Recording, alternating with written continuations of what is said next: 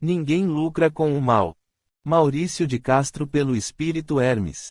Amor e Equilíbrio Audiobook. Terceira parte. Pode e é mais frequente do que se imagina. A maioria das emoções que sentimos vem de fora, dos pensamentos da sociedade, das pessoas encarnadas e, principalmente, dos espíritos que já deixaram este mundo. A maioria das pessoas infelizes que busca consultórios psiquiátricos, na realidade, são médiuns e estão com seu sexto sentido em desenvolvimento. Como não conhecem o processo, buscam todos os meios para se sentirem bem. Embora muitos encontrem a melhora, a maioria não consegue ficar bem, a não ser com o uso contínuo de medicação. Arnaldo se interessava cada vez mais pelo assunto e não resistiu à pergunta. E por que ficam bem quando tomam a medicação? Se são espíritos que os estão atacando, eles não deveriam apresentar nenhuma melhora. Cada caso é um caso. Às vezes, a sensibilidade perturbada acaba atingindo o físico, e é realmente necessário o uso de medicação. Mas, na maioria das vezes, os remédios prejudicam e aumentam o problema. Os que ficam bem quando tomam a medicação geralmente são aqueles que estão se autoajudando, buscando ideias otimistas, aprendendo a lidar com seu mundo interior. Pode durar mais de uma encarnação. Mas, se são atingidas pelos espíritos das trevas, é porque deram abertura com o baixo padrão vibratório. Nenhum espírito, por pior que seja, vai conseguir nos atingir se estivermos no bem e na felicidade.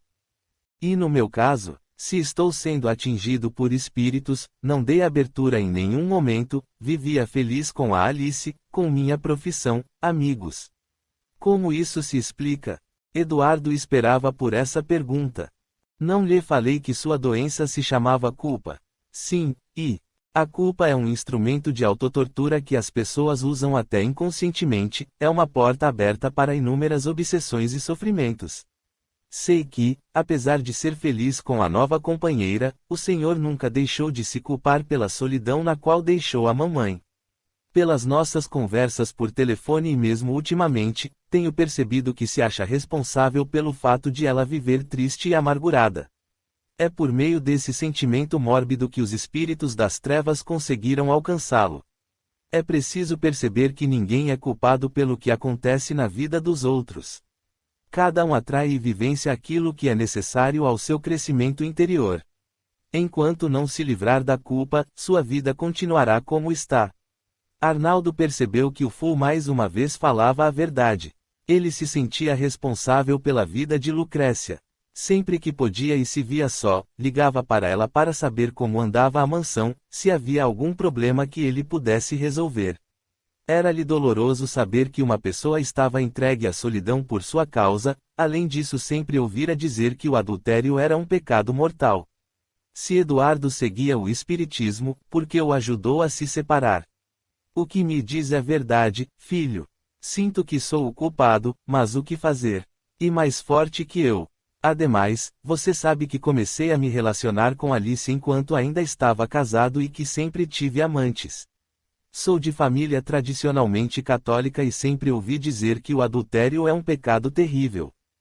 Essas ideias são das religiões que o homem criou, mas Deus dirige a vida com leis bem diferentes das dos homens. Não existe pecado. O que há são ações negativas que trazem dor e sofrimento, variando de acordo com a intenção de cada um. Para as leis cósmicas, os atos em si nada valem, o que conta mesmo são as intenções. Arnaldo estava surpreso. Então você é a favor do adultério? É claro que a traição é uma ação negativa, que produz frutos dolorosos.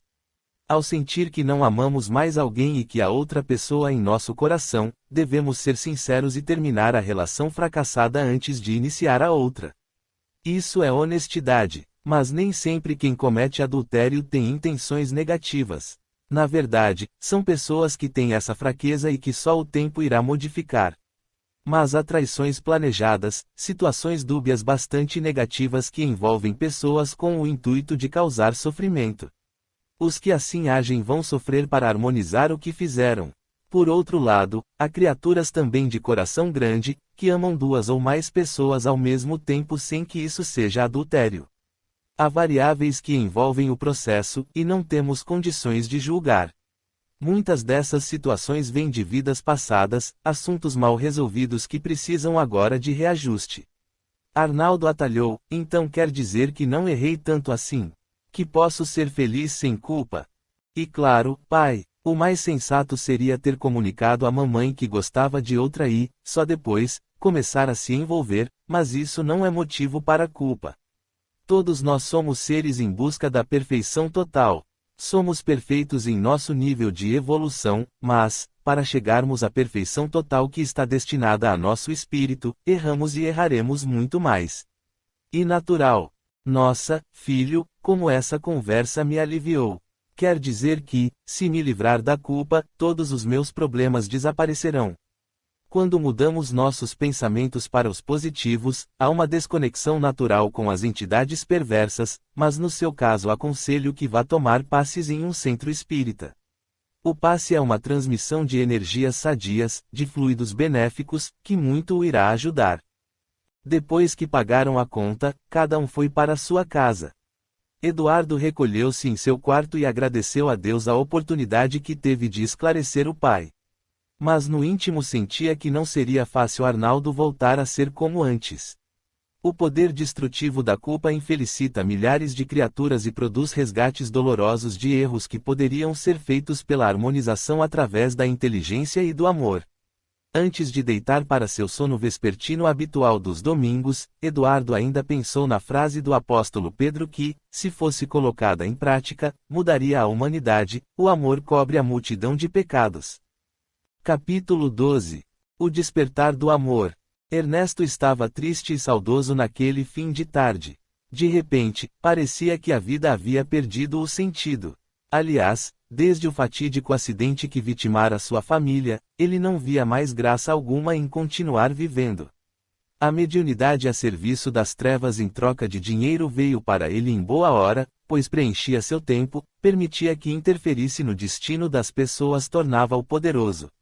Como seus serviços funcionavam, davam os resultados esperados, sua clientela foi aumentando e ele já contava com uma grande soma na conta bancária, além de diversos imóveis espalhados pelo centro de São Paulo e até em bairros distantes, que lhe serviam como fonte a mais de renda por estarem alugados. Mas, vez por outra, batia a melancolia. Nessas horas entrava em tristeza profunda, tudo perdia o sentido, e ele chorava muito, escondido, para que seus empregados não percebessem. Jamais pensara em voltar a se relacionar amorosamente com alguém. Seu grande amor, Mariana, a vida injusta e cruel o havia tirado. Estava se refazendo do choro quando Claudete, uma espécie de secretária, entrou em sua sala dizendo: acabou de chegar uma jovem desesperada, chorando muito, desejando ser atendida agora. Disse-lhe que o horário de expediente terminou há mais de 1 hora, mas ela insistiu dizendo morar longe e alegando que o trânsito a impediu de chegar na hora marcada. Ernesto ergueu as sobrancelhas e imaginou que atender mais alguém, mesmo com o horário encerrado, seria bom. Naquele dia, em especial, mais uma consulta o ajudaria a distrair a mente. Ao seu lado estava o espírito luminoso de Mariana e seu amigo Fernando torcendo para que ele atendesse a moça. Mariana comentou: Deus ajude que ele possa se render ao bem desta vez. Vamos orar e ficar por perto. Os ajudantes de Ernesto não sabiam o que ia acontecer hoje e não estão aqui, por isso vamos ficar vigilantes. Ambos começaram a orar e de seus espíritos começaram a sair faíscas de luz prateadas que inundaram o ambiente. Olhando para Claudete, ele disse: pode mandar entrar. Se estava marcado, não posso deixar de atender. Ernesto preparou o local acendendo incensos, velas coloridas, luzes que refletiam por todo o ambiente, deixando-o exótico. Apesar de trabalhar para o mal, Ernesto mantinha um consultório agradável ao olhar dos clientes, apesar de no lado espiritual o ambiente ser tenebroso e assustador. Das paredes descia uma espécie de líquido semelhante ao sangue, mas bem mais escurecido. No chão, insetos, como aranhas e baratas, e animais como cobras e ratos, do astral inferior perambulavam de um lado a outro. Atrás de Ernesto sempre ficava um espírito de capa preta que o guiava nas tarefas, mas ele não estava ali naquele momento. Tendo encerrado o expediente, o citado espírito havia ido ao encontro da entidade que se autodenominava Lúcifer para contar os êxitos do dia ao lado do cavalo. Tudo preparado para atender, Ernesto estava de costas e falou mecanicamente, quando a moça foi anunciada. Sente-se. Ao se virar e olhar para a pessoa à sua frente, Ernesto corou, seu coração acelerou, uma emoção muito forte tomou conta de seu ser. Quem seria aquela jovem tão bela? Completamente entregue à emoção, Ernesto começou a fitá-la e, quando seus olhos se encontraram, a emoção aumentou a tal ponto que uma lágrima desceu de seu olho esquerdo. A jovem, percebendo que algo estranho estava acontecendo, perguntou: Sente-se bem, pai Ernesto? A pergunta o fez despertar do quase transe em que havia entrado. Ele se refez rapidamente e respondeu: Sim, sinto-me bem, apenas rememorei um fato triste de uma cliente que saiu há algum tempo daqui e mentiu. Ernesto estava completamente emocionado com a presença daquela pessoa até então estranha e que fez brotar de seu íntimo um sentimento há muito esquecido. Como se chama? Ingrid. Quantos anos você tem? 19. Ernesto admirou-se. Tão nova e já buscando os recursos da magia. Quem lhe influenciou a tomar tal atitude? Sou de uma família que entende do assunto, mas que trabalha só para o bem. O que quero eles dizem que não podem fazer. Daí procurei a mãe Margara, mas só havia vaga para daqui a 3 meses. A assistente que trabalha com ela disse que vocês são amigos e que eu poderia tentar aqui. Mãe Margara tem muito poder mesmo. Mas aqui a agenda também está lotada, só temos vaga para daqui a 4 meses. Como conseguiu assim tão rápido? A Claudete me colocou no lugar de uma cliente que havia desmarcado. Sorte sua, mas, o que pretende aqui? Ingrid abriu uma pequena bolsa e foi retirando alguns pertences em busca de algo. Ernesto, completamente apaixonado, observava cada gesto delicado que ela fazia, a maneira educada como conversava, a voz pausada. Era uma jovem bonita, alta, de cabelos cacheados abaixo dos ombros, branca, de uma brancura que chegava mesmo à palidez, mas que contrastava com seus lábios vermelhos e discretos. Após retirar vários objetos, ela encontrou uma foto pequena em que estava um homem e uma mulher. Eram jovens. O homem tinha porte atlético, estava de camiseta e mostrava músculos bem definidos. A mulher era muito parecida com Ingrid, apesar dos cabelos lisos e da tez amorenada. Mostrando a foto, Ingrid disse determinada: Quero este homem, custe o que custar. Vejo que é determinada. Sou sim. Quero que faça 2 trabalhos. Primeiro, um de separação.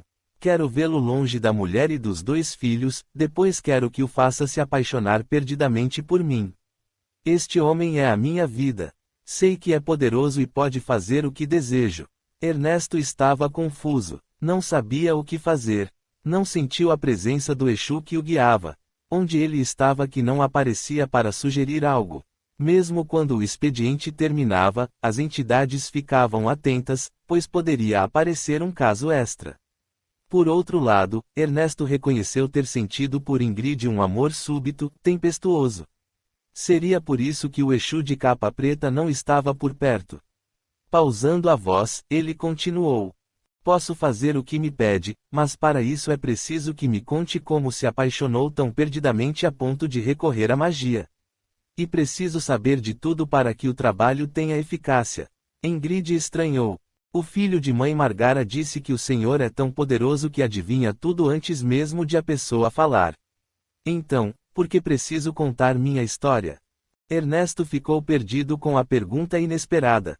Era assim que acontecia. Os clientes chegavam e as entidades lhe contavam tudo, fosse pela audiência mediúnica, fosse pela telepatia, mas, naquele instante, além de não sentir nenhuma delas por perto, queria estar mais próximo de Ingrid, demorar o máximo possível em sua companhia. Subitamente inventou: As entidades estão pedindo que você conte a sua história. Elas querem captar as vibrações de sua voz, do que você vai narrar para usar no trabalho no terreiro. E muito comum isso acontecer. Ela então começou o relato. Sou filha de pais separados, mas que viverão bem durante muito tempo. Minha irmã mais velha, Vanessa, tem 29 anos. Meus pais não queriam mais ter filhos, porém, por descuido, minha mãe engravidou 10 anos depois de Vanessa ter nascido. Eu fui criada mais por minha irmã do que por minha mãe. Somos de classe média baixa e meus pais trabalhavam o dia inteiro. Pela manhã, enquanto Vanessa estava na escola, a empregada cuidava de mim, o resto do tempo eu ficava com ela. Mesmo com a diferença de idade, conseguíamos nos entender e sempre fomos amigas. No entanto, há 3 anos Vanessa chegou à nossa casa sorridente e muito feliz, dizendo ter encontrado o homem de sua vida e que ele a tinha pedido em namoro. Marisa, nossa mãe, sorriu e disse: "É assim com todos. Depois de um mês você enjoa e aparece com outro pretendente." Vanessa, sorrindo muito, retorquiu: "Desta vez é diferente, é para valer. Estamos apaixonados." Eu adorava minha irmã e, na época, tinha só 16 anos, era tímida, pouco ia às baladas e tinha tido poucos namorados. Mesmo assim, estava feliz ao vê-la tão eufórica e apaixonada.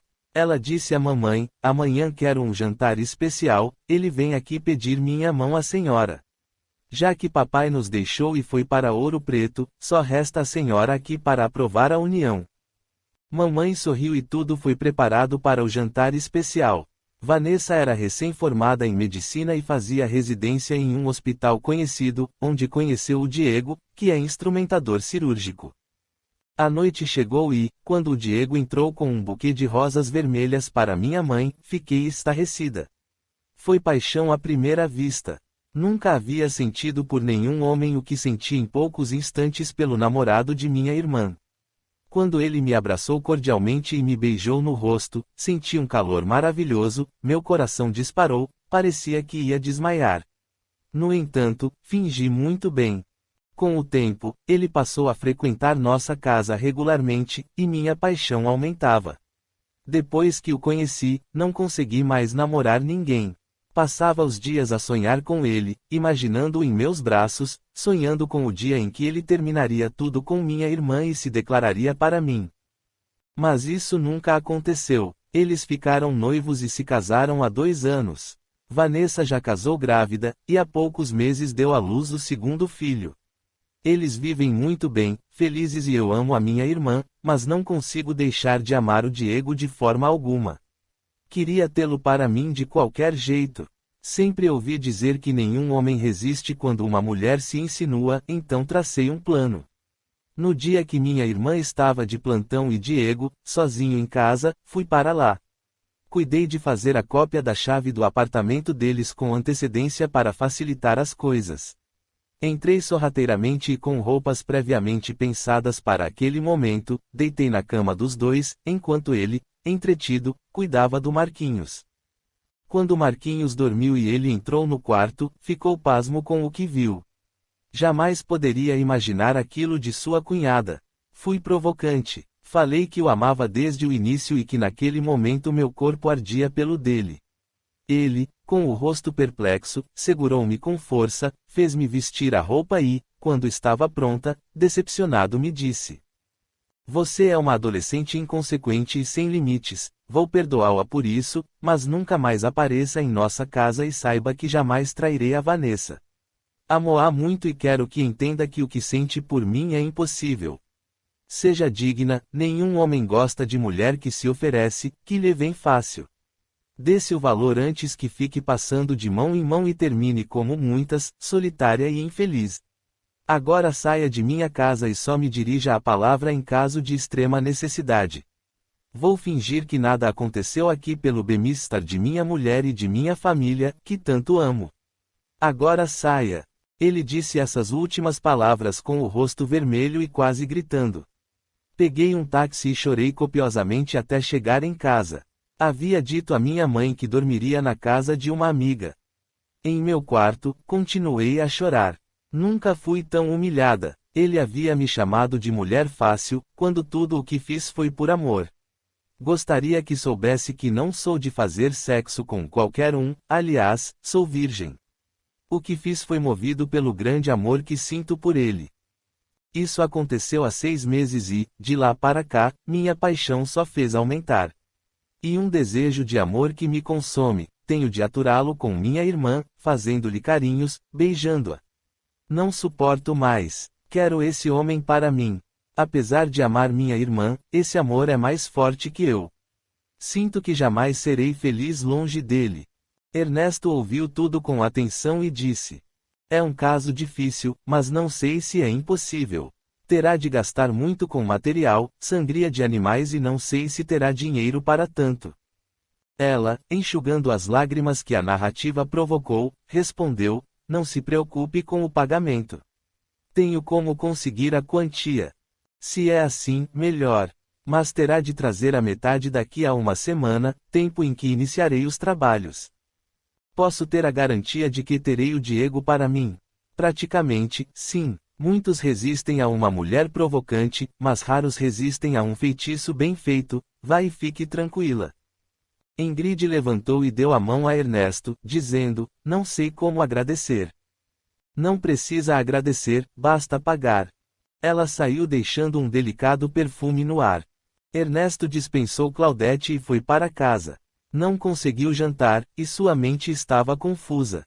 Aquela era uma mulher especial. Sim, uma mulher, apesar da pouca idade e virgem, pensava e agia como uma adulta.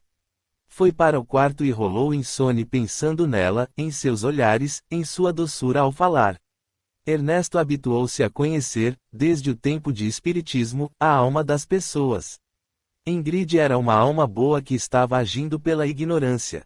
Provavelmente, no dia que tentara seduzir o cunhado, estava sendo induzida por espíritos ligados ao sexo e às paixões. Em seu peito um sentimento de amor começou a surgir. De onde ele vinha, sentia que amava com paixão aquela criatura frágil e iludida pelos apelos de uma paixão descontrolada. De repente, veio-lhe um pensamento: e se, em vez de fazer o feitiço para ela ficar com o cunhado, fizesse um para que ela se apaixonasse por ele? Sabia que seria difícil realizar o que Ingrid pedia. As bruxarias não penetram em lares onde há amor verdadeiro, o que parecia ser o caso de Vanessa e Diego. Nenhum feitiço, por mais forte que seja, consegue destruir uma união baseada no amor. Ernesto sabia disso e não iria perder tempo, investiria nele. Olhou-se no espelho e, apesar de ter 35 anos, era muito conservado e de porte elegante. Não tinha tanta beleza, mas possuía masculinidade, entendia os jogos da sedução.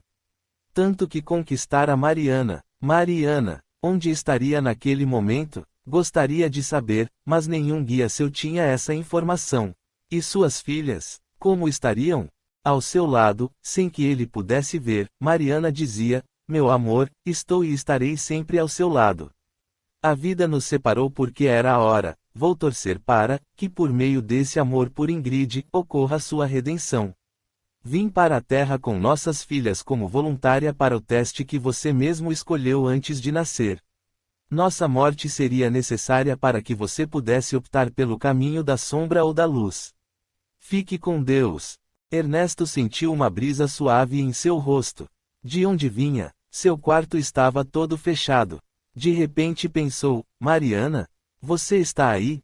Pela manhã, apesar de estar constantemente pensando em Ingrid, Ernesto resolveu continuar com as consultas.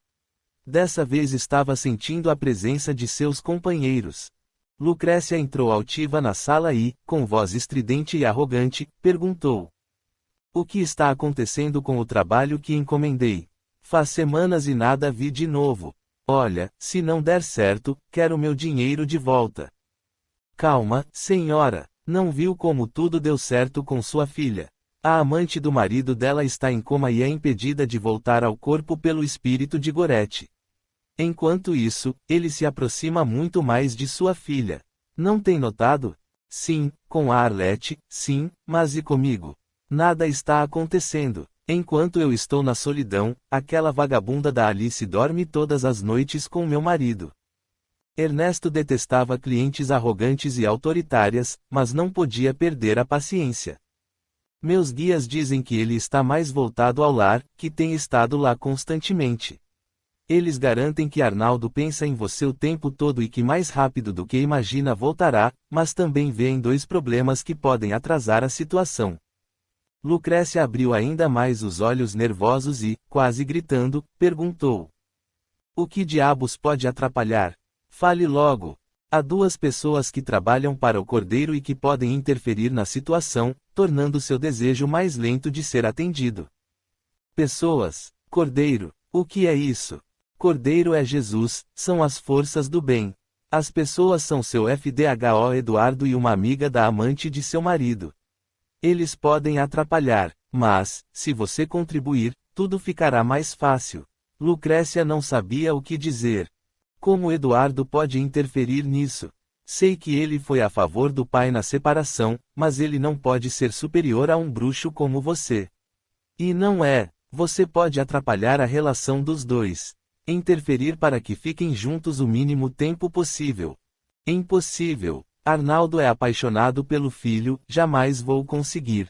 Ernesto foi franco. Sem sua ajuda ficará mais demorado. Pense e descubra uma forma de afastar pai e filho que eu cuido da amiguinha da Alice. Em quanto tempo terei meu marido de volta? Fique tranquila que será rápido, basta que neutralizemos Eduardo e essa outra pessoa. Lucrécia se irritou ainda mais. Sempre que venho aqui você me diz que está perto, mas nada acontece. Cansei de ser enganada. Se dentro de um mês ele não voltar para casa, quero todo o meu dinheiro de volta. Sabe que sou influente e posso fazer uma denúncia dizendo que você faz sacrifícios de pessoas no seu terreiro lá na Vila Maria. Tenha cuidado e trate de fazer o que peço. Lucrécia colocou seus óculos escuros e saiu, deixando o pai Ernesto completamente irritado. Um espírito inferior aproximou-se dele e disse: não se impressione com essa aí, tem tantos pontos fracos que, antes que possa fazer algo para nos prejudicar, plantaremos nela uma baita doença que a impedirá de fazer qualquer coisa. Sei disso, mas quero realizar o que ela pede. Não gosto de deixar clientes insatisfeitos, você sabe que Lúcifer não gosta. Sei, mas também sabemos que esses espíritas têm poderes que não conseguimos vencer. Há também terreiros que trabalham para o bem, com técnicas, desconhecidas dos espíritas, que nos neutralizam. Você, que já foi espírita, sabe muito bem disso. Não me lembre dessa época, não gosto. Falei apenas para que fique atento. Agora acalme-se, o próximo cliente vai entrar.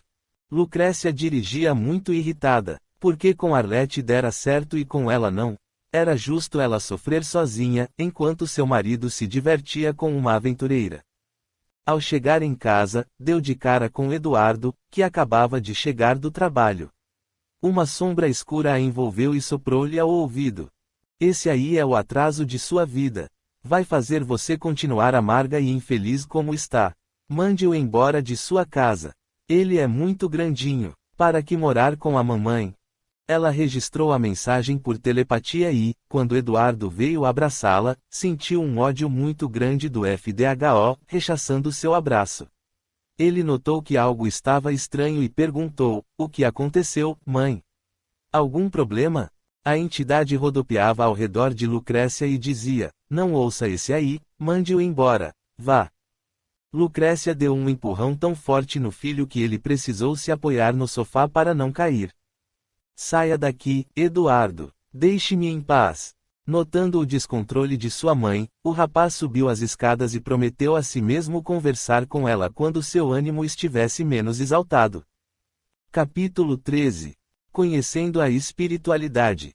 Sentada à mesa de uma confeitaria, Magali estava ansiosa à espera de Alice. Haviam marcado 3 horas, e já passava das 4 sem que a amiga aparecesse. Chovia em São Paulo naqueles dias e, por isso, o trânsito estava engarrafado. Mas Magali não culpava o trânsito, afinal a confeitaria ficava a poucas quadras do apartamento de Arnaldo. Por que Alice se atrasara tanto? De repente, lembrou-se da conversa que havia tido pela manhã com Joana, médium espírita que frequentava o mesmo centro que ela. Magali a havia procurado e relatado o que estava acontecendo com a amiga sem, contudo, entrar em detalhes e também ocultando os nomes dos envolvidos. Joana, depois de ouvi-la com atenção, disse: você está certa em adverti-la. Vejo o lar mencionado cheio de entidades que querem ver a separação do casal. Também sinto que foi um trabalho encomendado a um médium que trabalha para o mal. Esses espíritos aproveitam a culpa do homem envolvido para manipulá-lo. Se ele não melhorar, sua amiga acabará separada. Magali não se conformou. Mas isso é injusto. Acompanhei o romance dos dois desde o início. Sei o que minha amiga teve de enfrentar e renunciar para estar com ele. Além do mais, eles se amam de verdade. Se há amor, um dia retornarão e serão felizes. O mal não é uma fatalidade, ele só acontece quando permitido por Deus, para nosso crescimento moral e evolução. Mas tome cuidado, vigie seus pensamentos. Ao tentar alertá-la, você estará sendo visada pelas entidades inferiores envolvidas no caso e pode acabar prejudicada. E preciso ficar alerta e em prece. Magali protestou. As pessoas que ajudam, que trabalham na divulgação da espiritualidade e que fazem caridade deveriam ser automaticamente protegidas. Não acho certo ter de sofrer a influência de espíritos mal intencionados quando estamos no trabalho de auxílio. Joana sorriu ao dizer: todos nós estamos sujeitos a essas interferências. Só quem sabe ajudar efetivamente obtém proteção. Muitas vezes, na tentativa de ajudar, queremos impor nossa opinião, fazer valer nosso orgulho, ser paternalista, sofrer junto com a pessoa. Isso não é adequado, pois baixa nosso padrão vibratório, e daí podemos ser atingidos. Muitos querem ajudar, não nego que haja boa intenção. Mas, para ajudarmos realmente, temos de saber como. Envolver-se em problemas que não são nossos, de amigos, parentes e até do companheiro, dá errado, porque, ao fazermos isso sem sabedoria e equilíbrio, acabamos atraindo para nós toda a carga energética que os outros estão mantendo. Muitas vezes orar e enviar boas vibrações é a melhor ajuda. Quer dizer que não devo fazer nada. A senhora está se contradizendo. Em seu caso, acredito que tem sabedoria para ajudar da maneira correta. Tenho notado como se dedica à espiritualidade, sem fanatismo, com bom senso e discrição. Sabe, Magali, quando entramos no espiritismo sentimos tudo nos deslumbrar, parece que todos os nossos males se acabam em um passe de mágica só porque conhecemos mais uma parcela da verdade. Mas logo percebemos que estamos enganados. Conhecer a espiritualidade só nos torna mais responsáveis perante a vida e as leis universais. E por isso que muitos de nossos companheiros de ideal se revoltam e se afastam quando sofrem uma decepção e percebem que a vida continua a mesma, que os problemas, os pontos fracos permanecem. E preciso entender que só o conhecimento teórico, intelectual, não leva a lugar nenhum. É preciso praticar de verdade para ter uma vida feliz, e você tem feito isso. Acredito que pode e deve orientar sua amiga e ficar ao lado dela, pois prevejo que eles vão se separar. Magali estava confusa. Não dá para realizar um trabalho para desmanchar esse feitiço que fizeram.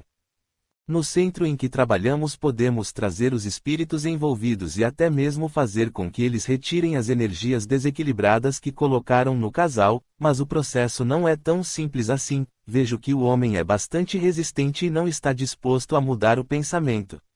Nesse caso, o alívio é apenas temporário. As pessoas encarnadas precisam mudar para não atraírem mais esses espíritos. É por isso que muitos trabalhos feitos para desmanchar o que se chama de feitiço não dão certo.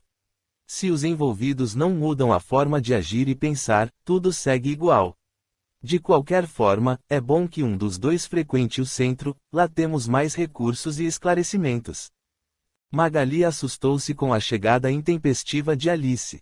Nossa, eu me atrasei demais, pensei que não fosse mais encontrá-la aqui. As duas se abraçaram e pediram um lanche. Enquanto esperavam, conversaram amenidades, mas logo Magali foi direto ao ponto. Alice, preciso alertá-la quanto ao que está acontecendo com você e o Arnaldo. Confesso que pensei bastante antes de termos essa conversa, mas sempre me guio pela intuição e sei que você está preparada para saber e agir corretamente. Do jeito que você fala, parece que vai haver um desastre. Conte-me tudo logo. Magali fez uma pequena pausa e começou. como te falei ontem, suas brigas e a frieza do Arnaldo têm causa espiritual. Fizeram uma bruxaria para que ele deixe você e, provavelmente, volte para a antiga casa. Alice deu uma gargalhada. Bruxaria? Nossa! Até nisso, hoje em dia, você acredita? Ontem você me disse que era interferência espiritual, hoje já diz que é bruxaria. Por favor, decida-se. Magali percebeu que ela não estava levando a sério, mas continuou sem se perturbar. Você sabe como sou, jamais brincaria com uma coisa séria como esta. A bruxaria e o feitiço existem, de fato, e têm feito muitas pessoas sofrer, provocando a morte, inclusive. Sei que você, apesar da pouca idade, é madura e pode compreender. O mundo oculto interage constantemente com o nosso sem que possamos perceber. Dor de cabeça, enjoo, depressão, tristeza, raiva e revolta sem motivo aparente mostram que captamos energias do mundo astral e até de pessoas encarnadas sem perceber. Mas, no caso da bruxaria, é bem mais profundo o processo. Há espíritos no astral inferior treinados para destruir famílias, acabar com casamentos, provocar a morte, acidentes etc. Tudo na maior disciplina e ordem. Infelizmente, muitas vezes conseguem o que pretendem. Você está me assustando. Quer dizer que estamos à mercê desses espíritos sem que possamos fazer nada. É a esse ponto que quero chegar. Como te falei, acabei de ler o livro Libertação, de André Luiz, e também Magia de Redenção, de Ramatiz. Sei que não foi por acaso que os li. Há alguns meses os vi numa livraria e os comprei. Este último descreve em detalhes todo o processo de enfeitiçamento e de como nos livrar dele. Libertação narra a história de uma mulher subjugada por espíritos do umbral e a trajetória de um chefe de uma falange de justiceiros. Termina contando a libertação, tanto do chefe, que é resgatado pela mãe, quanto da obsediada. Aprendi com esses livros que essa influência ruim só acontece quando deixamos a porta aberta. Pensamentos depressivos, pessimistas, falta de fé na vida, atitudes julgamentosas, culpa, remorso abrem o campo para que os obsessores nos influenciem. Há também os nossos vícios e tendências que acabam atraindo para nós toda a sorte de companhias negativas, tanto desencarnadas quanto encarnadas. Alice estava cada vez mais atenta. Por fim, perguntou, e o que posso fazer para manter meu lar? Pelo visto, sozinha nada conseguirei. Arnaldo é incrédulo e nunca vai admitir uma coisa dessas. E homem do mundo, materialista. Pelo que você falou, é um caso perdido. Alice disse isso com os olhos cheios d'água. Não é não. Se ele não quer fazer nada, você pode. Primeiro, não alimentando discussões com ele e o deixando livre para fazer o que quiser. Depois deve orar e pedir a Deus proteção e amparo. Pode também frequentar o centro, onde receberá melhores esclarecimentos. Ficar forte na fé é o que vai sustentar sua vida e sua família. Não sou de espiritualidade nem de religião. Nunca fui ensinada a acreditar em Deus. Talvez por isso esteja passando por essa situação. Muitas dores e sofrimentos nos despertam para o lado espiritual da vida, mostrando que além desse mundo há outros, e que precisamos atentar para a imortalidade da alma. Chegou a hora de você amadurecer e se ligar com o espiritual. Não quero isso para mim. Não me vejo atrelada a uma igreja nem a um centro espírita. Não vou. Não precisa ficar atrelada a nada. Basta frequentar alguns dias e, se gostar, continua. Ninguém é obrigado a nada. Nem sempre frequentar um centro ou estar em igrejas nos garante vida boa ou evolução espiritual. O que vale mesmo é o despertar da consciência, ser ético, buscar o bem. Frequenta quem sente vontade e quer de coração. Seu caso é sério e, como amiga, a aconselho a ir comigo pelo menos um dia. Se achar que não é bom, não precisa voltar. No entanto, comece desde já a cultivar o hábito da prece. Alice pareceu ceder. Você me convenceu, irei sim.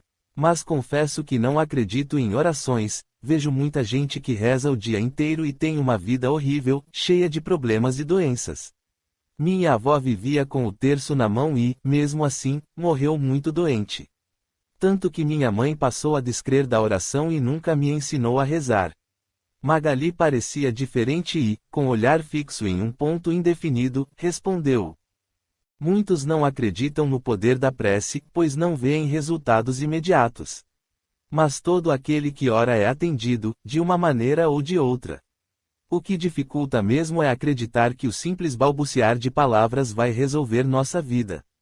A prece verdadeira é aquela que vem do coração, é o momento que nos abrimos para Deus sem receios, sem restrições. Essa prece é sempre ouvida e atendida, ainda que não vejamos logo seus resultados. Ocorre também que para sairmos de um problema, de uma situação ruim, de uma doença é preciso aprender o que Deus quer nos ensinar com tudo isso.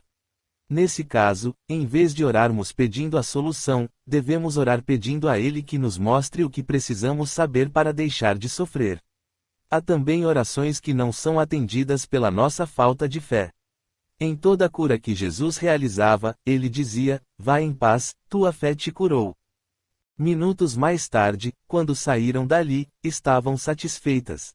Magali por ter ajudado a amiga e Alice por estar começando a descobrir um mundo diferente. Capítulo 14. A procura de auxílio.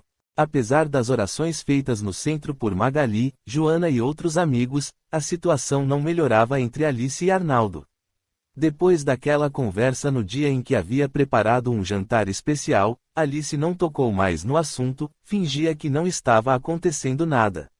Fazia um mês que havia conversado com Magali a respeito das interferências espirituais, mas, apesar da insistência da amiga, não havia ido ao centro. Mas agora tudo estava pior. Além de Arnaldo passar praticamente todas as noites na casa da ex-mulher, também não a procurava na cama. Quando ele retornava, já passava da meia-noite, e Alice já dormia profundamente. Outras vezes a encontrava acordada vendo TV. Alice procurava intimidade e ele alegava cansaço. Desesperada, ela, que estava resistente, resolveu ir ao centro. Era uma tarde de domingo e Arnaldo não estava em casa, pois havia combinado de ir ao Jockey Club com o filho. Ligou para a casa de Magali, que atendeu prontamente. "Oi, amiga, há quanto tempo não nos falamos, não é?" "É, há algumas semanas mesmo. É que estou em um período de isolamento, nem tenho ido à casa de meus pais. Parece que tudo perdeu o sentido. E você, por que não veio me visitar? Como você sabe, trabalho durante o dia e estudo à noite e, como acho que você está bem com o Arnaldo, não quero incomodar nos fins de semana." Alice começou a chorar baixinho e a amiga percebeu mesmo do outro lado da linha. "Está chorando? O que está acontecendo? Não está bem com Arnaldo? Está com algum problema de saúde? Por favor, me conte." Alice entrou num pranto convulsivo e só um tempo depois conseguiu recuperar-se. Quando estava refeita, narrou tudo o que estava acontecendo em sua vida conjugal e quanto estava arrependida por não haver procurado a espiritualidade. Magali comentou: "Você sabe quanto insisti para que fosse ao centro logo depois daquela nossa conversa, mas como vi que você resistia muito, resolvi parar. Depois, você nunca mais se queixou de nada e pensei que tudo estivesse se normalizado. Não se normalizou e ando desconfiada de que ele voltou a dormir com a esposa. Tenho sentido o cheiro de perfume em suas camisas e o pior, já dormiu lá 2 noites. A desculpa que me deu foi que o papo com Eduardo demorou tanto que resolveu ficar por lá, mas sei que não é verdade. Sinto que joguei fora esses anos de minha vida. Apesar de amá-lo, não vou aceitar uma situação como essa e penso mesmo que ele está esperando apenas minha decisão para voltar para casa. Minha mãe sempre diz que os homens nunca põem fim à relação, que sempre esperam a mulher cair fora." Magali pensou por alguns instantes e falou: "Você precisa ter calma e agir com racionalidade. O que está fazendo agora?" Você ainda pergunta? Estou curtindo minha solidão. Então vem até minha casa que iremos conversar com Joana, talvez ela tenha alguma orientação espiritual para nós. E uma mulher muito lúcida, não custa nada ouvi-la. Será que a espiritualidade ainda pode me ajudar? Afinal, fui negligente, não dei importância. A espiritualidade está sempre pronta a nos amparar, não importa o momento. Estarei te esperando." Alice desligou o telefone e foi se arrumar para sair. De repente, pensou, não vou. No que vai adiantar essa conversa? Meu relacionamento está acabado e não há nada que possa fazê-lo ser como era antes. Sem perceber, Alice dialogava com entidades perturbadoras, mas ao mesmo tempo seu mentor estava por perto e lhe dizia: fique firme, Alice, procure a ajuda espiritual. A hora é agora, não desanime. O mal só triunfa porque o bem age com timidez. Seja corajosa, lute por sua felicidade. Mesmo sem registrar as palavras de seu amigo espiritual, Alice pensou: devo lutar por minha vida, sim. Não vou me deixar desanimar. Se essa conversa com a Joana não resolver nada, pelo menos não me fará mal. O que não posso é ficar trancada nesse apartamento sozinha. Se continuar assim enlouquecerei. A esse pensamento, uma energia nova a revigorou. Escolheu um belo vestido e partiu para a casa da amiga. Lá chegando, encontrou-a no portão à sua espera. Vamos, disse Magali eufórica. Não podemos perder tempo, Joana tem trabalho no centro hoje às 6, se demorarmos talvez não a encontremos em casa. As duas partiram. Alice tinha carro, o que encurtou o trajeto. Chegaram a uma rua bem arborizada e pararam na frente de uma pequena casa com hall e portão de ferro. Chamaram e logo Joana apareceu sorrindo. Que surpresa agradável! Vamos entrar, sintam-se à vontade. A casa de Joana era simples, porém agradável. Elas estavam em uma sala espaçosa, cheia de vasos com flores naturais e quadros com belíssimas paisagens. Alice gostou do ambiente e, como que por encanto, toda a sua tristeza passou. Joana as olhou e perguntou: o que a trazem aqui num domingo à tarde? Algo de especial ou só vieram mesmo para me ver? Disse num gracejo. Magali foi direta. Desculpe, Joana, por estar aqui te incomodando no seu dia de folga, mas achei que não ia se importar se eu trouxesse minha amiga, que está sofrendo muito e precisa de um conselho seu. Sei de seus longos anos de experiência como espírita e também como é bom o trabalho de aconselhamento espiritual que realiza no centro. A senhora já sabe do processo que Alice atravessa e sei que é a melhor pessoa para dizer como ela deve agir. Joana olhou seriamente para Alice e escutou toda a sua história, falando por fim. Vejo que a situação se tornou mais séria do que imaginei a princípio. Seu companheiro está completamente envolvido pelos espíritos e pela magia que fizeram para ele. Se não agir rápido, poderá perdê-lo mesmo. A senhora quer dizer que devo frequentar o centro e só. Seu nome e o de seu marido já estão no caderno de preces, mas tem certos tipos de problemas que nem todo centro espírita kardecista pode resolver. Sabe, não gosto de falar sobre isso para todo mundo. Existem muitos preconceitos contra outros segmentos espiritualistas que trabalham para o bem, e o centro que frequento nem permite que se fale deles para quem vem pedir ajuda. Mas sou daquelas que têm opinião própria e, sempre que posso, alerto as pessoas que nem tudo se resolve em um centro espírita. Magali estava curiosa, o que Joana queria dizer com aquilo. Ela prosseguiu. Por causa desses preconceitos, a maioria dos centros espíritas deixou de estudar o mundo energético de forma mais profunda, eles não desenvolvem técnicas capazes de tratar casos de bruxaria, como é o de seu marido. São obsessões complexas que os doutrinadores não sabem como lidar. Mas a providência divina não deixa ninguém sem socorro. Existem médiuns que trabalham com a fraternidade branca, estudam os processos de enfeitiçamento e aprenderam como desmanchá-los. Magali interrompeu. É por isso que Cérvulo, o presidente do centro, não gostou quando disse que li o livro de Ramatiz e questionei uma série de coisas. Eles têm suas limitações, que devemos respeitar, aqueceu Joana, mas não podemos deixar de ajudar pessoas que passam por situações como esta por puro medo ou preconceito. Por isso, Alice, aconselho-a a procurar uma pessoa que entenda do assunto para fazer algo que desmanche o feitiço. Eu mesma conheço uma mulher ótima que trabalha para o bem e tem ajudado muita gente. Trata-se de Mãe Margara. Tenho aqui o endereço e posso lhe passar. Alice sentiu medo. Não é perigoso eu me envolver com isso. Seria se você fosse procurar pessoas que cobram e que trabalham para o mal. Mãe Margara não cobra por seus trabalhos e se sente feliz ajudando as pessoas. Não entendo. Porque o centro, por si só, não resolve. O centro espírita kardecista, aliado aos espíritos superiores, trabalha na desobsessão e, por vezes, nas mais difíceis, como os casos de subjugação. Mas, como havia explicado, nem todos estão preparados para lidar com esse outro tipo de trabalho, que é o feitiço, embora muitos já estejam trabalhando e obtendo bons resultados. Em todo caso, o médium chamado mãe ou pai de santo estudou melhor esses processos e lida com entidades mais apegadas ao mundo material. Um feitiço é encomendado a entidades que estão muito presas ao materialismo, por isso, para desfazê-lo, é necessário também entidades que ainda estejam apegadas à vida na Terra, mas que estejam voltadas ao bem.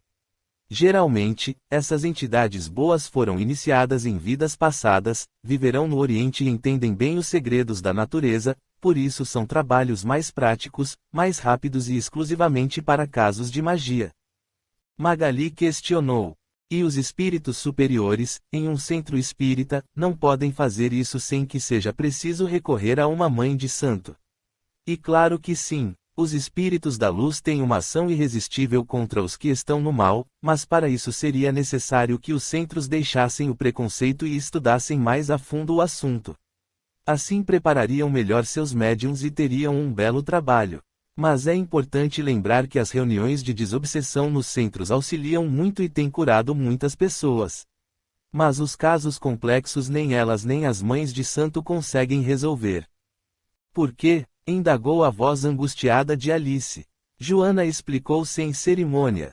Mesmo que uma pessoa consiga que a magia seja desmanchada por alguém entendido no assunto, se os envolvidos não se voltarem para o lado espiritual e vencer seus pontos fracos, outros espíritos chegarão e continuarão o serviço.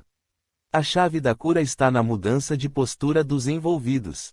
Por isso, minha FDHA, além do trabalho, procure orar para que seu marido deixe de se culpar e possa assumir a nova vida sem remorsos.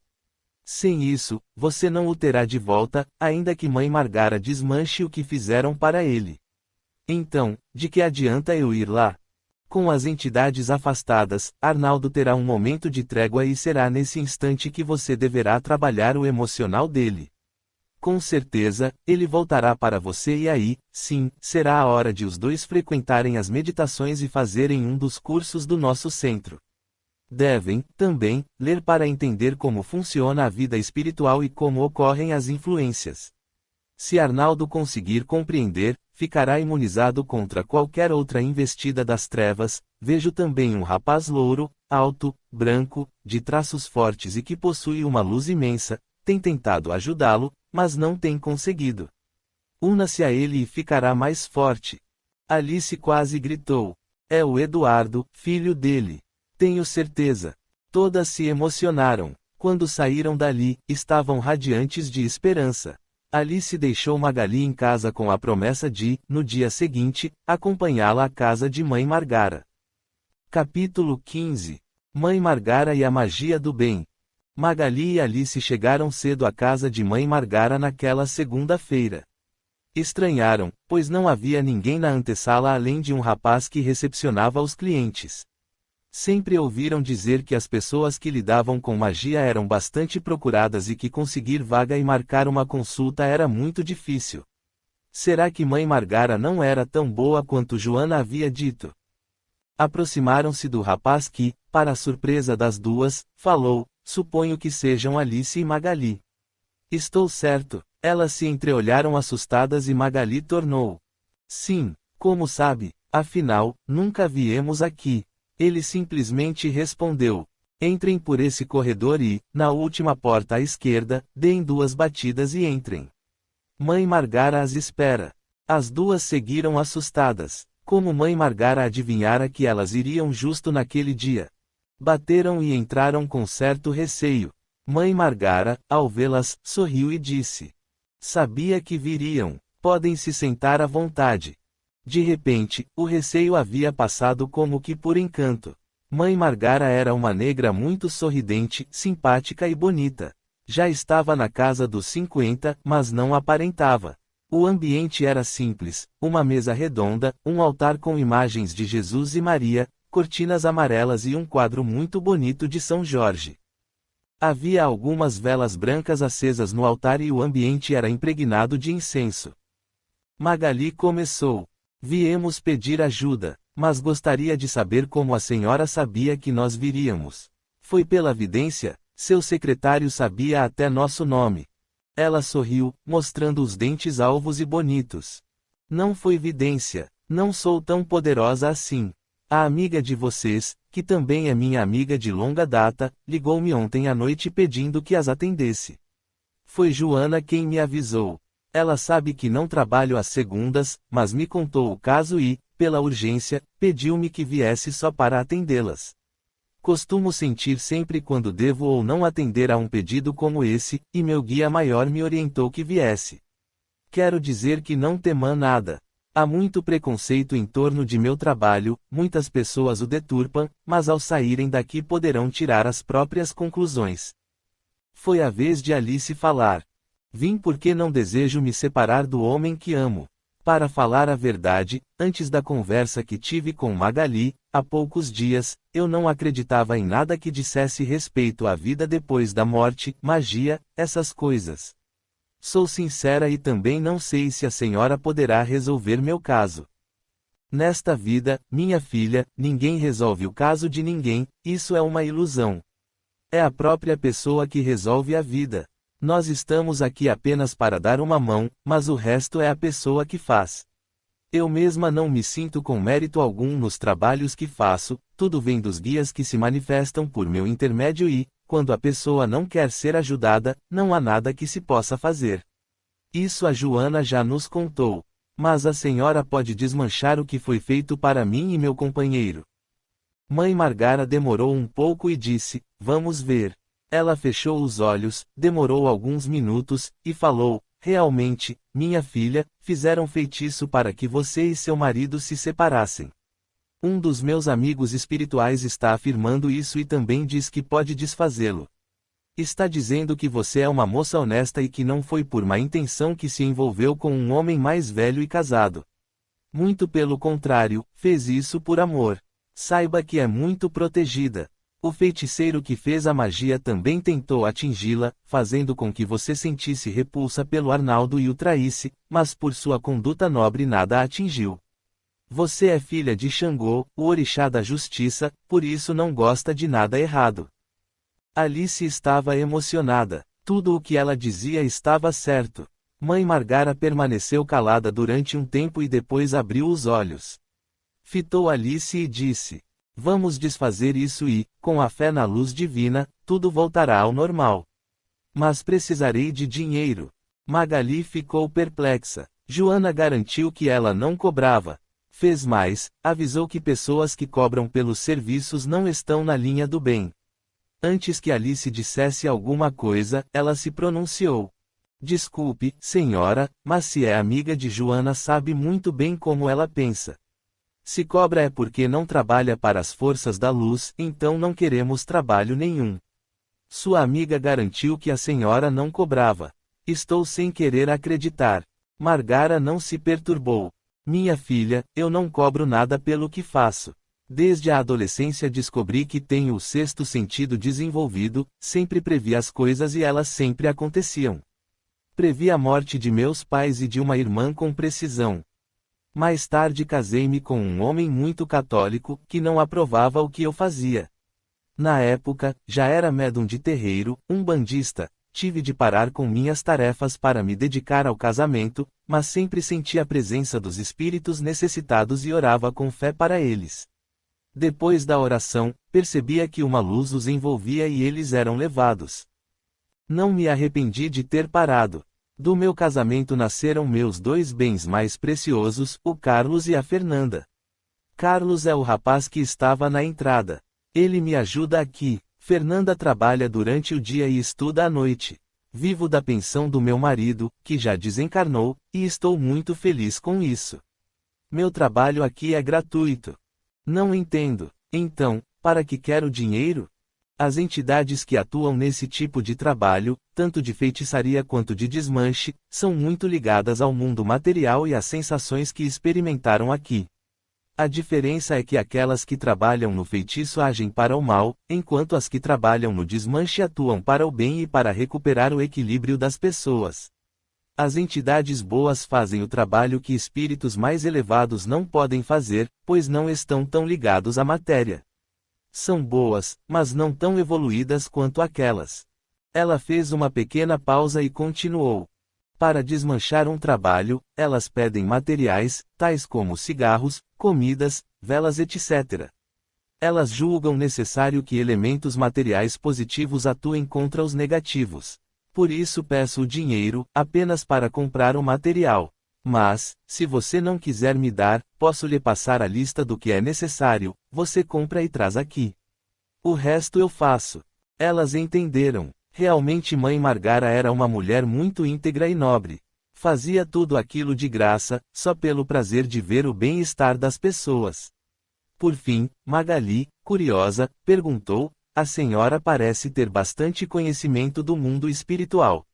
Por que não deixa esse trabalho aqui e vai ajudar em um centro espírita? Um centro espírita também tem condições de desmanchar esses trabalhos e pode fazer sem que seja necessário nenhum tipo de material, só com os médiuns. Há médiuns específicos para trabalhos desta natureza. Eles se desdobram, vão até a pessoa enfeitiçada e tiram dela todas as energias. Na reunião, os espíritos que estão obsediando as pessoas são atraídos e, dependendo do caso, ficam impedidos de continuar a fazer o mal. Só que a maioria dos centros não gosta desse tipo de trabalho, que requer muito estudo, disciplina e ação. Por outro lado, eu gosto da forma como trabalho aqui, faço como posso e, na maioria dos casos, a situação acaba resolvida. Por que não resolve todos os casos? Minha filha, nada sem a fé vai para a frente. Muitas pessoas vêm nos procurar para que, num passe de mágica, tudo se resolva, são imediatistas e não querem esperar. No fundo, muitas duvidam do nosso trabalho e até nos ridicularizam. Depois, quando não dá certo, vêm nos culpar. Nesses casos, como em qualquer outra situação da vida, a fé é primordial. Sem ela você não pode viver, pois a vida está cheia de desafios e a todo instante temos de usá-la. Por isso, não contem apenas com o que vou fazer, mas principalmente tenham paciência e fé. Orem sinceramente e aguardem. Estou vendo que a separação será inevitável, mas, com o trabalho desfeito, logo ele poderá voltar para você. Ambas se calaram. Por fim, decidiram deixar a quantia com Mãe Margara e esperar para ver o que ia acontecer. Ao chegar em casa, Alice estava mais animada e resolveu que dali em diante ia se dedicar à vida espiritual com afinco. Independentemente de Arnaldo ir embora ou voltar para ela, algo em si desabrochara, ela queria ir além, descobrir mais sobre a vida e seus mistérios. Alice não sabia, mas naquele instante estava acontecendo o despertar de sua consciência. Capítulo 16. O regresso do Arnaldo. A mansão de Lucrécia estava animada, apesar do adiantado da hora. Naquela noite, Arlete, Bruno, Elsa e Arnaldo estavam lá, todos conversando com Eduardo, que era muito bom de papo e com seu charme e energia contagiante agradava em demasia. Até Elsa, que era fechada e muito calada, vez por outra esboçava um sorriso e emitia alguma opinião. Estavam, agora, falando sobre política e a difícil transição do governo que estava ocorrendo naqueles dias. E como Lucrécia não entendia nada sobre aquele assunto, resolveu sair e tomar ar no jardim. Sentou-se em um dos bancos e, naquele instante, agradeceu mais uma vez aos espíritos que trabalhavam com pai Ernesto pela mudança que havia ocorrido em sua vida nos últimos dias. Ela começou a relembrar. Havia tentado de todas as maneiras afastar Eduardo do pai, mas foi em vão, pois os dois continuavam juntos como sempre. Daí ocorreu um fato que pareceu favorecê-la. O filho passou a chegar mais tarde em casa, alegando que o trabalho na empresa havia dobrado. Sempre chegava muito cansado e não mostrava disposição para conversar com o pai como antes. Num desses dias, já depois das 11, Eduardo pediu licença e se recolheu, deixando os pais sozinhos na sala. Lucrécia exultou e, para deixar o ambiente em penumbra, começou a desligar algumas lâmpadas, dizendo: "Não há necessidade de tanta luz. O Eduardo é que tem essa mania de deixar tudo muito claro.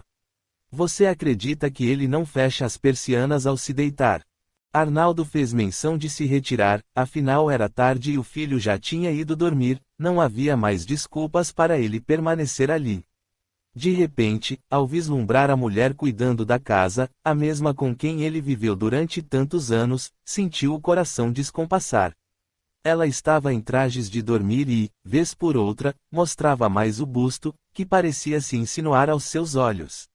Arnaldo tentava desviar os pensamentos de desejo, mas não conseguia. Numa força descomunal, disse: Já é tarde, Lucrécia. Preciso ir. Amanhã tenho de estar no escritório antes das 9. Ela, fingindo indiferença, aqueceu. Oh sim, não quero atrapalhá-lo.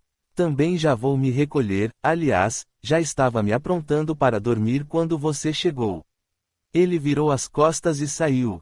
Lucrécia sentiu que o marido voltara a desejá-la, percebeu seus olhares e também sentia que não estava só ali. Tinha certeza de que as entidades serviçais de pai Ernesto estavam presentes, algo ia acontecer. Arnaldo foi até o portão, mas uma estranha sensação o acometeu. Cenas eróticas entre ele e a ex-mulher vieram com extrema força à sua mente, e ele não conseguiu se controlar. Voltou e ainda a encontrou na sala. Ele sentia que estava agindo contra a vontade, mas havia algo mais forte que o dominava. Sem dizer mais nada, aproximou-se de Lucrécia e a beijou com volúpia. De repente, já estavam no quarto entregues ao amor. Quando tudo terminou, ele saiu desesperado, tentando conter o pranto e o sentimento de repulsa, enquanto Lucrécia vibrava extremamente feliz. A partir daquela noite, Arnaldo, vencendo a repulsa inicial, entregou-se àquele sentimento e não via a hora de voltar a ter a ex-mulher em seus braços novamente. De repente, as crises de mal-estar passaram como que por encanto e ele não via mais graça em Alice. Apesar de Eduardo tentar alertá-lo de todas as maneiras, ele não ouvia, e outra noite como aquela aconteceu. Como Lucrécia estava feliz! Assustou-se com a presença de Arlete, que vinha com 2 taças de vinho. Vejo que está muito feliz. Pelo semblante distendido, percebo que finalmente conseguiu ter papai de volta. Pegando a taça e ingerindo pequenos goles, Lucrécia parecia estar em um sonho, quando disse: Isso mesmo, Arlete. Nunca saberei como lhe agradecer por ter me levado ao pai Ernesto. Se não fosse por ele, isso não teria acontecido. Arlete estava curiosa. Então vocês reataram? Por que ele não retorna para casa? Nós nos amamos 2 vezes na semana que passou, e sinto que para ele voltar falta pouco. Parece que estou vivendo no paraíso. Nunca poderia imaginar que a magia existisse e que fosse uma coisa tão boa. Para a senhora ver, comigo também está tudo ótimo. Bruno está cada dia mais agarrado a mim. Não percebeu na sala? Sim, eu vi tudo. Quem diria? Pois é, voltei ao pai Ernesto e ele garante que Diva está em coma num hospital sem chance de voltar. Isso eu sei, ele me contou. Mas e se Diva sair do coma e Bruno voltar a procurá-la? Isso não vai acontecer. Ele me garantiu que tem uma entidade lá impedindo que ela retorne ao corpo, até ele a esquecer de vez. Bruno tem ligado para lá pedindo notícias, e o estado é sempre o mesmo. O irmão rico tem gastado uma fortuna na UTI. Na verdade, eu não queria isso para ela, mas, se aconteceu, nada posso fazer. Depois, pai Ernesto me garantiu que ela não morrerá, ficará assim só o tempo necessário. Bruno apareceu junto com a irmã e Arlete encerrou a conversa. Quando todos se despediram e Eduardo havia se recolhido, mais uma vez Lucrécia e Arnaldo foram para a cama. Depois de tudo, ela virou para ele e perguntou: Querido, não podemos ficar assim. Assim? Assim como? Não está bem para você? Ela não gostou do que ouviu. Claro que não está. De repente, os papéis se inverteram, eu virei sua amante e Alice sua esposa. Não quero isso para mim. Depois, tem o Eduardo, que está morando conosco. O que ele vai pensar disso tudo? Arnaldo sentou-se na cama apoiando a cabeça nos travesseiros macios e perfumados. De repente, influenciado cada vez mais pelas entidades sombrias, ele começou a pensar: como pude ter abandonado minha casa tão luxuosa e confortável para viver naquele apartamento? Como fui abandonar minha mulher depois de tantos anos de casado? Pensei amar Alice, mas estou vendo que o que vale mesmo é uma família. Eduardo está aqui e, se eu voltar a morar nesta casa, poderei estar mais tempo com ele. Como amo meu filho! Virou-se para Lucrécia e disse: Você está certa. Eduardo merece respeito. Por mais moderninho que pareça ser, ele tem ideias que vão contra situações como essa. Não posso permitir que meu filho, a criatura que mais venero neste mundo, pense que sou um mau caráter. A decisão está tomada. Amanhã mesmo volto para casa. Lucrécia parecia estar vivendo uma ilusão. Precisou ser forte para não deixar transparecer toda a sua alegria e parecer uma mulher fácil. Então falou: Faça como achar melhor. O que queria mesmo era uma definição dessa situação, não quero forçá-lo a nada. De qualquer forma, a casa vai estar sempre à sua disposição. Eduardo ficará muito feliz com a notícia. Naquela noite, Arnaldo não voltou para casa. Acabou dormindo ali mesmo. Pela manhã, Eduardo viu quando o pai saiu do quarto da mãe e, antes de irem para a mesa do café, foram conversar na sala. Pai, pense bem no que está fazendo. Sabe o que acho de toda essa situação? Não penso que é correto ficar iludindo a mamãe. Cedo ou tarde isso vai acabar e ela sofrerá mais uma vez. Filho, não se preocupe. Ontem tomei a decisão de voltar a morar aqui. Não é justo, realmente, o que tenho feito com as duas. Alice vai ficar triste, mas é melhor ser sincero. Eduardo olhou-o fixamente e replicou: Não pense que ficarei feliz com isso. Sei que está agindo contra sua vontade e isso nunca acaba bem. O Senhor ama Alice, mas está doído pela culpa, talvez induzido por espíritos que não sabem fazer o bem. Essa decisão é muito séria. É preciso que pense mais. Arnaldo remexeu-se inquieto no sofá. Não ficava bem quando o filho não o aprovava. Tentou obter seu consentimento. Eu me enganei quando pensei estar amando Alice. Na verdade, fui tentado pela ilusão de ter uma mulher jovem e bonita comigo. Ademais, minha vida sempre foi aqui ao lado de sua mãe e ao seu lado. Nunca serei completamente feliz morando longe de você. O tempo que ficou no sul, para mim, foi de muito sofrimento. Talvez, se estivesse aqui, eu não tivesse deixado sua mãe. O Senhor está querendo transferir para mim uma responsabilidade que é só sua. No entanto, eu paro por aqui. Tentei alertá-lo, conversei, fiz o que pude, agora está em suas mãos. Faça como achar melhor. Sei que não está aceitando minha volta ao lar de bom grado, mas provarei que estou certo tomando essa decisão. A conversa foi encerrada e eles foram para a mesa onde Lucrécia, com o rosto sereno e cantando, os esperava. O café transcorreu em silêncio, mas Arnaldo percebeu que o filho estava completamente descontente com sua atitude. Quando terminou a refeição, ele seguiu para o apartamento onde estava Alice. Sabia que seria difícil aquele momento, mas teria de acontecer. Sem que percebesse, vultos escuros rodopiavam ao seu redor, rindo com prazer. Ao abrir a porta, uma surpresa, Alice com muitas malas na sala já o esperava para sair. Os dois trocaram um olhar significativo e nada mais precisaria ser dito. Entretanto, Alice, muito serena, monologou: Aqui estão as chaves do apartamento. Não precisa me dizer mais nada. Sou digna e sei quando uma situação se torna insustentável. Não sei o que o fez mudar assim tão rápido e sem motivo, mas sei que nada acontece por acaso e, antes que um de nós pudesse se ofender ou se magoar, eu me retiro. Foi bom enquanto durou, e eu ainda o amo muito. Talvez não ame mais ninguém neste mundo como um dia amei você. Mas quem ama liberta. A partir de hoje, sinta-se livre de qualquer compromisso comigo. Não precisa se culpar porque me desonrou e me tirou de casa em uma situação complicada. Tudo foi com o meu consentimento. Adeus e boa sorte. Alice deixou as chaves sobre a mesa e saiu sem olhar para trás. Minutos depois, o motorista subiu e começou a retirar as malas.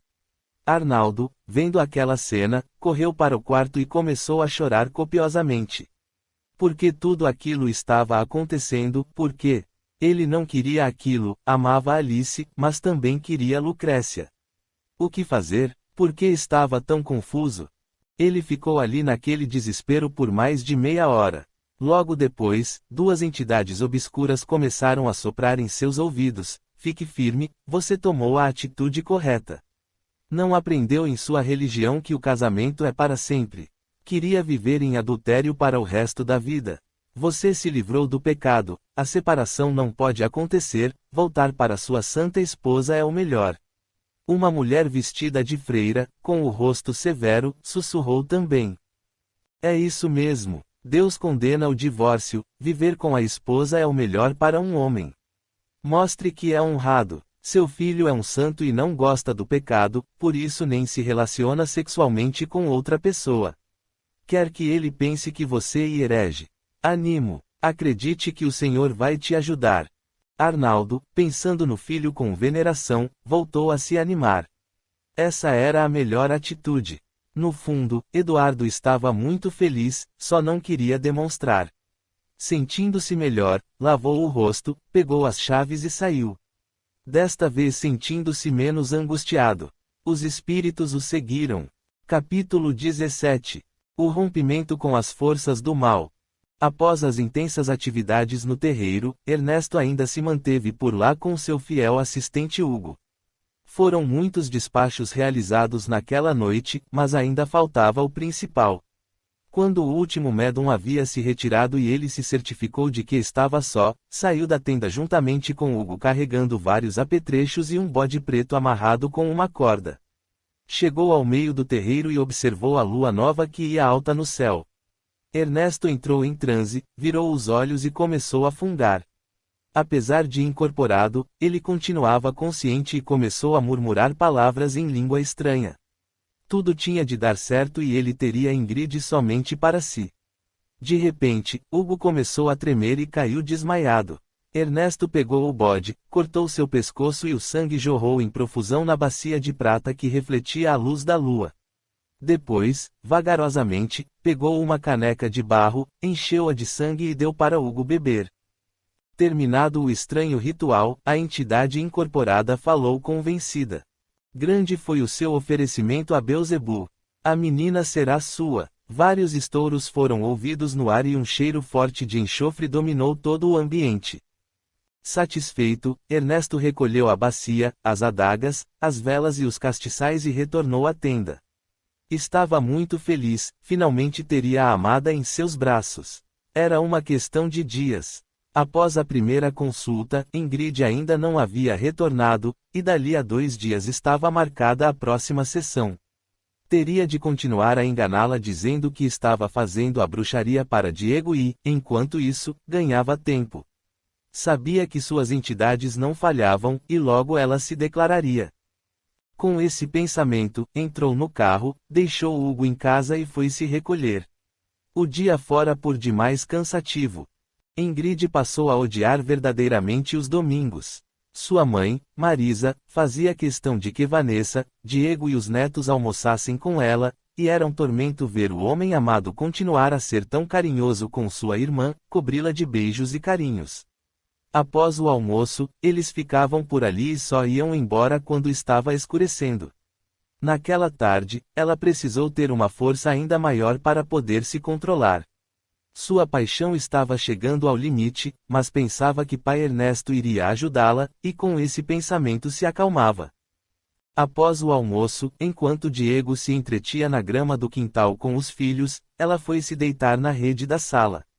Marisa estava na cozinha lavando a prataria, e Vanessa, sem ter o que fazer, resolveu conversar com a irmã. Desculpe se estou impedindo seu cochilo, mana, é que nunca mais conversamos e estou com saudades. Por que não tem ido mais lá em casa? Uma imensa raiva brotou no coração de Ingrid, mas ela não demonstrou, apenas respondeu com má vontade. Sabe que estudo e que não posso me dar ao luxo de estar sempre na sua casa. Vanessa, sem perceber, continuou. É que tenho sentido a sua falta. Sempre fomos muito ligadas. Lembro-me de você ainda bebê, naquela época era eu quem cuidava de seu bem-estar, enquanto nossos pais trabalhavam. Mas eu cresci e já sou uma mulher, será que não dá para perceber?